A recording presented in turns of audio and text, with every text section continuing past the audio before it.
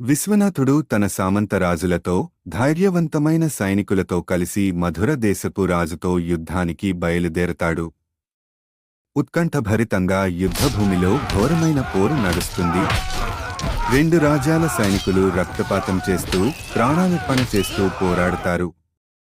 ఈ పోరు 15 రోజులు కొనసాగుతుంది. ఈ తరుణంలో అదే రోజు మహారాణి భాగ్యలక్ష్మి అద్భుతంగా 2 కుమారులు జన్మనిస్తారు. ఇద్దరూ ఒకే రూపంలో చిన్ని కమలాల వలె ప్రసన్నంగా జన్మిస్తారు. ఒకవైపు విజయోత్సాహం, మరోవైపు కొత్త జీవాల ఆహ్వానం. ఈ 2 ఘట్టాల మధ్య రాజ్యంలో మహోత్సవం ప్రారంభమవుతుంది. ఈ శుభ సమయంలో మహర్షి విశ్వామిత్రుడు రాజధానిని సందర్శిస్తాడు. కమలవల్లిలైన ఆ చిన్నారులను చూశాక ఆయన ఆనందంతో వారి పాదాలకు నమస్కరిస్తాడు. విశ్వామిత్రుడు అకస్మాత్తుగా రాజప్రాసాదానికి ఎందుకు వచ్చారు?